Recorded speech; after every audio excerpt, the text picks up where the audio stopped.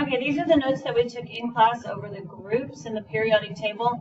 Some of us started this in class on Friday, November the 8th, and then we all finished it on Monday, November the 11th.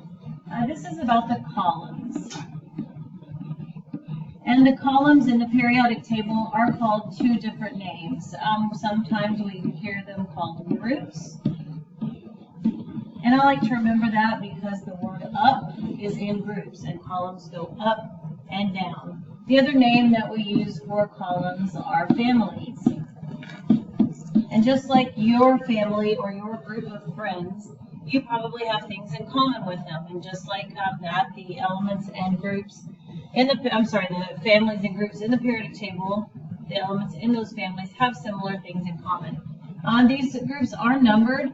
There are big numbers on the top, and then underneath that number, you'll see a number with a letter followed by an A.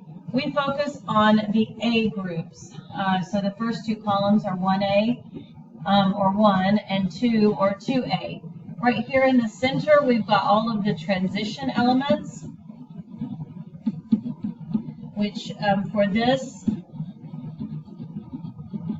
periodic table, we've kind of cut those out because those are the elements that you really focus on more in high school because they don't really have the same behaviors and they're not as predictable as the elements that we focus on. So then we jump from group 2 over here to group 13 or group 3A.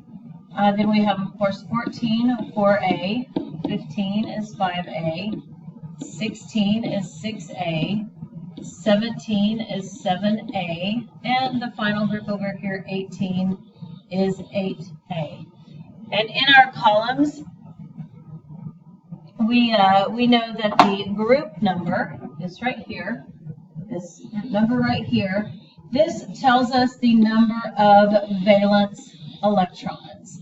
This group number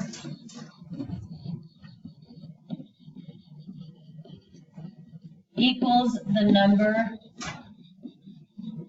of valence electrons. VE stands for valence electrons. And the valence electrons tell us something about the atom. This gives us the reactivity.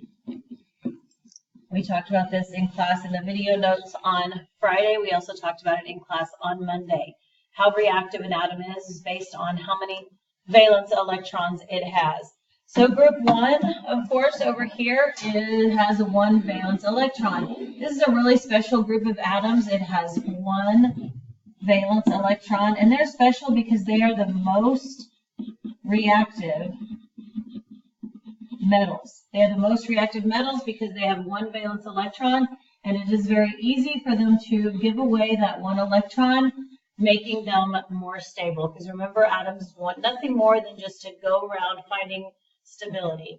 Jumping over here to group 7, this is kind of the other big exciting group in the periodic table. These are the halogens, and they have 7 valence electrons, and they're exciting because they are the most reactive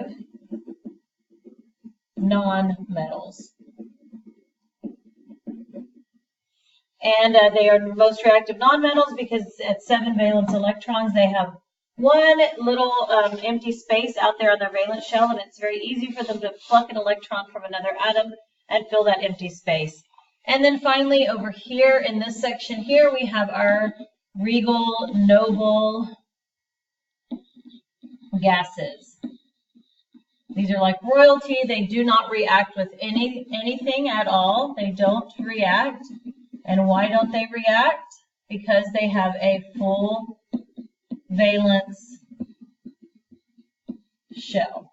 So the big takeaway that we want you to take away from this particular page is this, that the valence, the group families have the same number of valence electrons, and that valence electrons determine reactivity.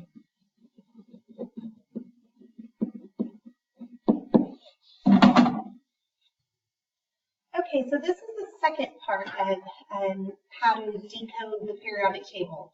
So as you can see, this is cut up a little bit differently. We've got these rows going along this way. So these, whereas the other ones were called groups because they went up and down, these are called periods. And periods go side to side. They also, you might see them referred to as rows, but most importantly, please know them as periods. One way for us to remember this is that periods, that whenever you write a sentence, here you write a sentence, here it is, and you go from left to right, and you put a period at the end of that sentence. So think of these like little sentences over here, and these are periods. Okay, so periods go side to side, and as you can see, there are a total of 7 periods, 7 periods on the periodic table. So the simple thing about periods is that it tells us the number of energy levels, or rings, shells, orbitals. Those are all the different words that you might hear these being labeled as. So over here, this is not tricky. It's very simple. If it is either hydrogen or helium, which is in period 1, it will have 1 ring for the atom. Any of the elements on period 2, so lithium, beryllium, boron, carbon, all of these are going to have a total of 2. And it goes from the same point. All of the elements on period 3 will have 3 rings and 4 rings. And it goes all the way down to number 7. So we actually don't go that high, all the way up to 7, but so we went ahead and stopped here at 4 because it gets really, really large. So if you were to see an element that, like, for instance, looks like this one here, let me do a different color. Let's say there is an element that looks like this. Well, just by looking at it, let's say it has a total of 3 here. Just by looking at it, I have 1, 2, 3. That tells me that I'm going to be in period number 3. So I'm going to be somewhere along this row right here. And then I have over here, count my valence electrons. So 1, 2, 3 valence electrons. So that's 3A. So then I know that I'm going to be looking right over here. This is where 13 would be, and it says 3A. So I go like this, and this is what this would be aluminum, which would make sense because I've got 2 and 8, 1, 2, 3, a total of 13, which is what aluminum is right here.